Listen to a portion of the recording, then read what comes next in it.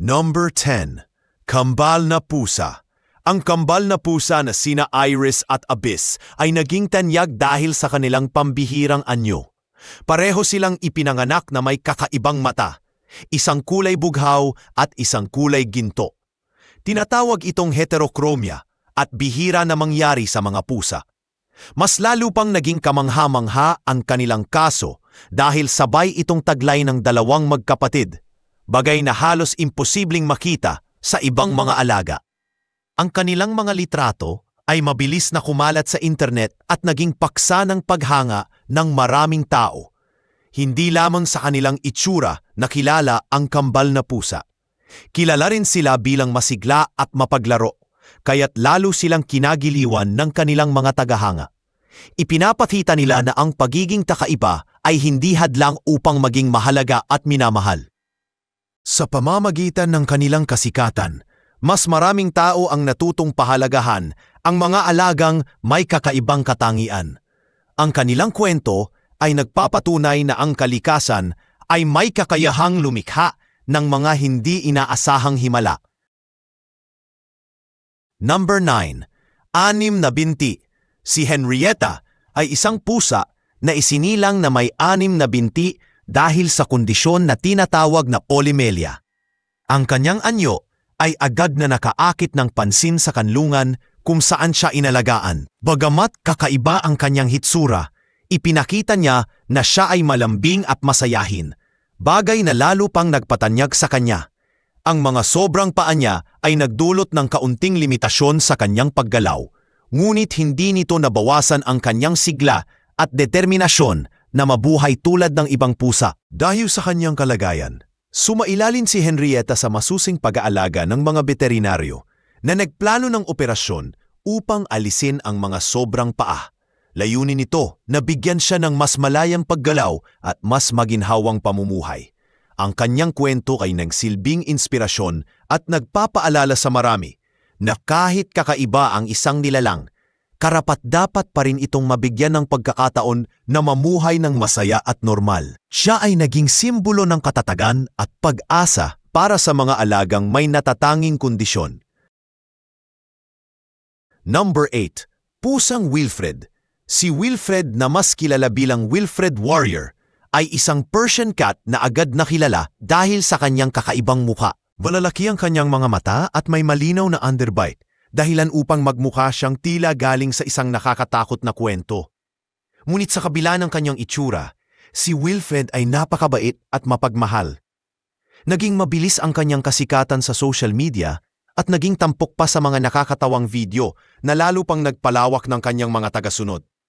Ipinakita ng kwento ni Wilfred na hindi dapat hinuhusgahan ang isang hayop base lamang sa itsura.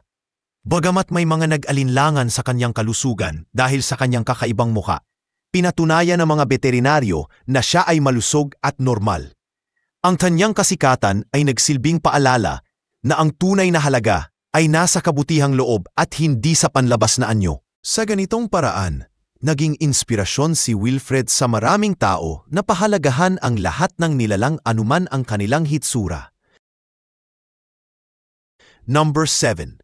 Pusang Pranses. Ang Chartreux ay isang lahing nagbula sa Pransya at matagal nang kinikilala dahil sa kanilang malabugraw na balahibo at tila nakangiting mukha.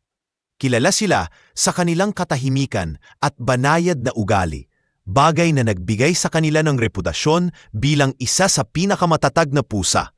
Mula pa noong mga nakaraang siglo, ginagamit na sila sa pamumuhay sa mga kanayunan upang manghuli ng mga daga at sa kalaunan ay naging alaga ng mga piling pamilya sa Pransya.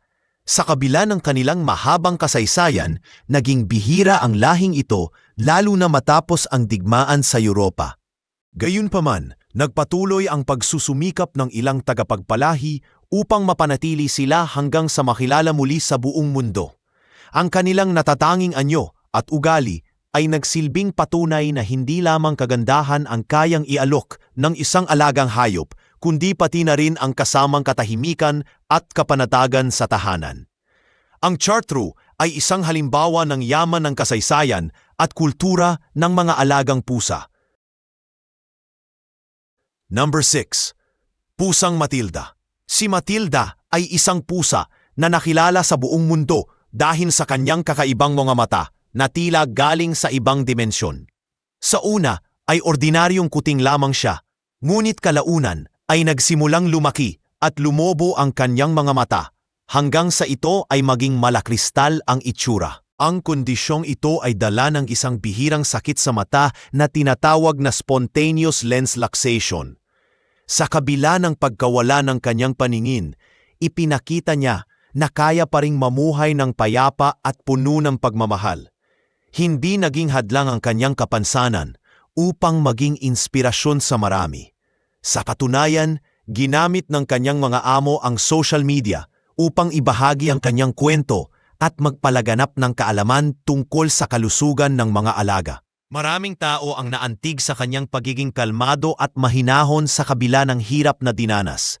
Dahil kay Matilda, naging mas malawak ang pangunawa ng publiko na ang mga alagang may kakaibang kondisyon ay may kakayahan pa ring magbigay ng saya at inspirasyon.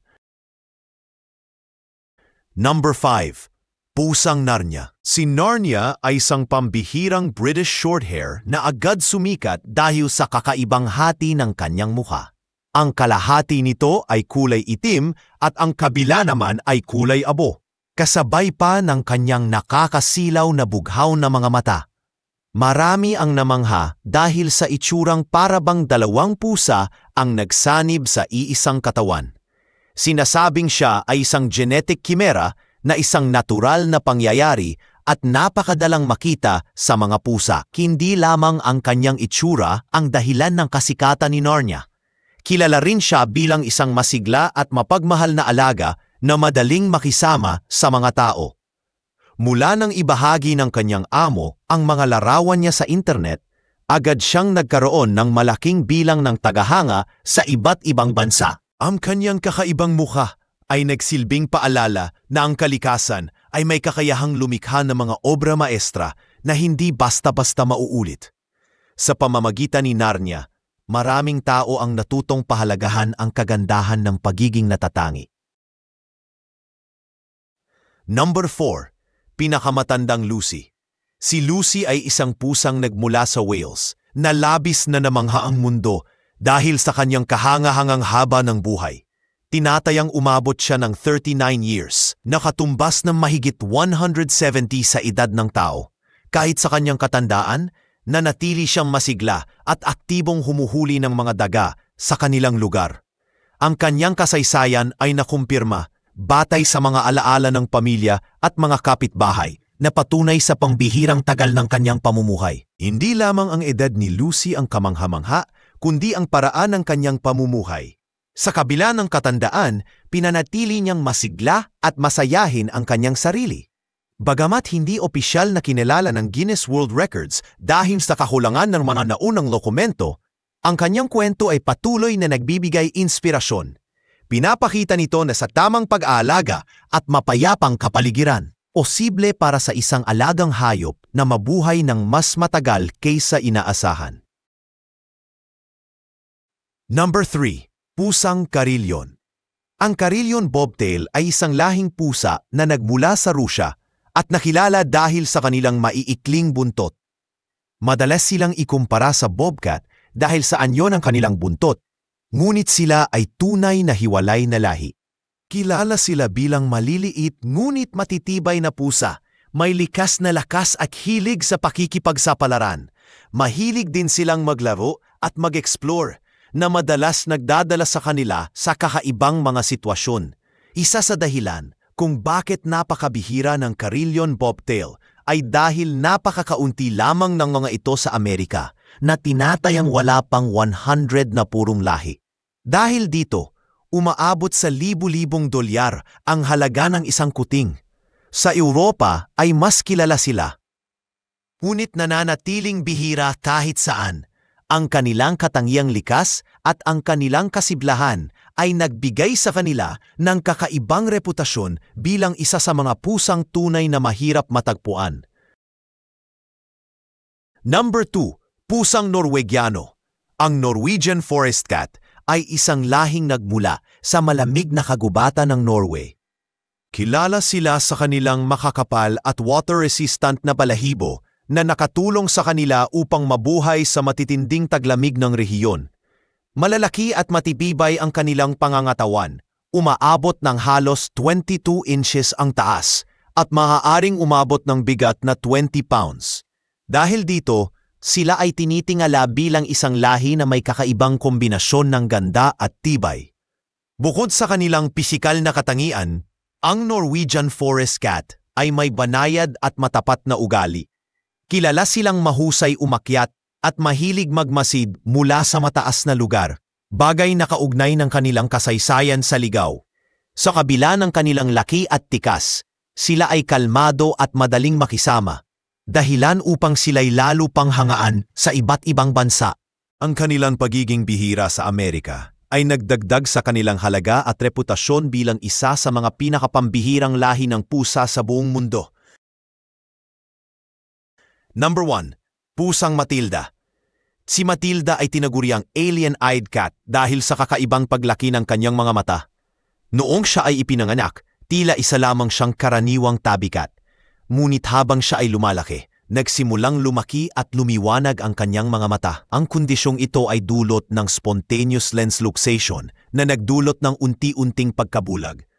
Sa kabila ng kapansanan, nanatiling masigla at payapa ang kanyang pamumuhay kasama ang mga nagmamahal sa kanya. Naging tanyag si Matilda sa social media kung saan ibinahagi ng kanyang mga amo ang kanyang kwento. Marami ang humanga at naantig sa kanyang kasigasigan at ginamit din ang kanyang kasikatan upang magpalaganap ng kamalayan tungkol sa kalusugan ng mga alagang hayop.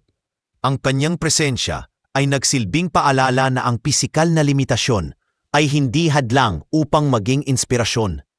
Sa kanyang kakaibang anyo at matatag na diwa, si Matilda ay naging simbolo ng pag-asa at pagmamahal para sa maraming tagahanga sa buong mundo.